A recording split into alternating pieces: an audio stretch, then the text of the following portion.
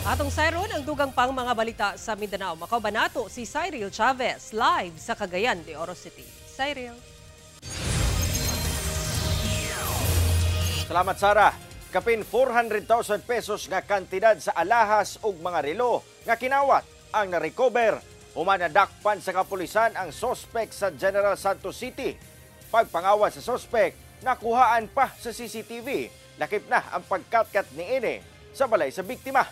Ang detalye sa report ni Efren Mamak. Mga bulawang alahas ug mga relo.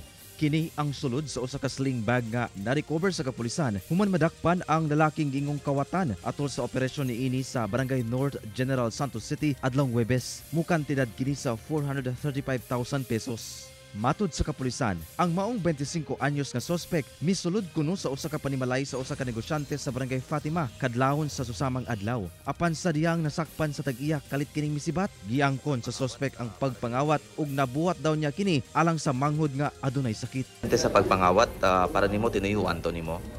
Kailangan na yun dito portay natin. Basta kung mawag na lipa, kailangan na abono na dugo.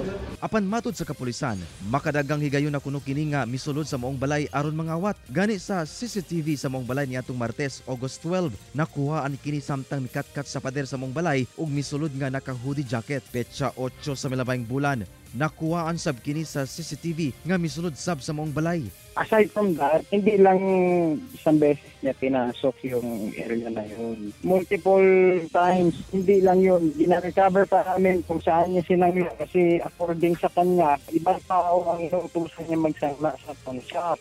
Hindi lang yun ang nanakaw. Sumala sa kapulisan, posibleng mubalor na kuno sa milyon ang kinatibuk ang kantidad nga nakawat sa maong kawatan apan dispensa sa maong sospek. Kung ulo nila na ng 3 million. Kung nakuhaan ako ng 3 million, hindi ang sabi mag-lisod, hindi ang sabi mag-buldigot. Porsigido matud pa kuno magsangat og kasong robbery ang tag-iya sa maong balay nga gisuwayan nga makuhaan og pahayag apan nangayo og pasaylo ang maong sospek. No, sir, luwag din sir. Wala din ko makuha na ng trabaho. Nag-live lang ako tama, sir. No. Kauban si Gary Balantay ug Bong Vicencio, Efren Mamak.